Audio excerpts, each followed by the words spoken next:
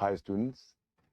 Yesterday I had asked you the question, is DNA evidence conclusive evidence?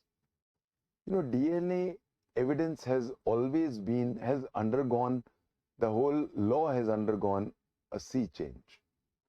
We started as early as 1995 with Gautam Kundu, where the Supreme Court held that DNA is basically an opinion evidence and it is based on mere balance of probabilities. 1995 के बाद there was a long journey which we have undertaken. There have been many Supreme Court judgments. I'll straightaway jump to the High Court, Delhi High Court judgment. That was Rohit Shekhar versus N.D. Tiwari, in which the Delhi High Court said that DNA is an absolutely reliable piece of evidence and we can always take it as a determinant. We can take it as substantive evidence. Now this was Delhi High Court. The Supreme Court somehow did not exactly go in these certain words and it did not give the status of what I will call a conclusive evidence. However, there was a very important judgment. Nandlal Badwaik, Badwaik versus Lata Badwaik, 2014 Supreme Court.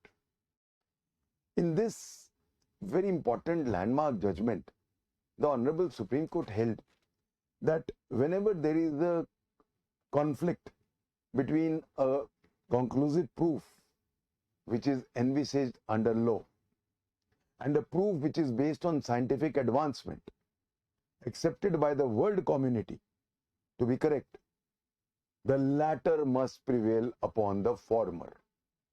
I've quoted the exact lines from this judgment in which the Honorable Supreme Court held कि DNA इतना well advanced science है कि it is not possible कि आज की दुनिया की जितनी population है उसके अंदर दो लोगों का एक DNA common हो. It is not possible. So we can definitely take it as a substantive piece of evidence. Whenever we have a conclusive evidence, then we are governed by, as far as paternity is concerned, by Section 112 of Indian Evidence Act. This judgment, to a very large extent, accepted DNA as a substantive evidence. However, there was another judgment in 2019 by the Honorable Supreme Court, Puttu Rajan versus State of Tamil Nadu. In this, the Honorable Supreme Court held that DNA evidence is, after all, an opinion evidence. And the court is not bound to accept the opinion. Hence, we have to see it from case to case. We cannot lay down a general law, notwithstanding Badwaik, that DNA evidence is conclusive evidence. We can't take that. Each case has to be seen on its own merits. But however, DNA evidence, after all, is an opinion evidence. So we have these two important judgments.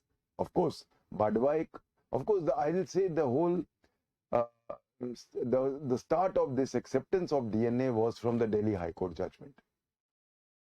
Then, of course, it was given a lot of impetus by the Badwaik judgment.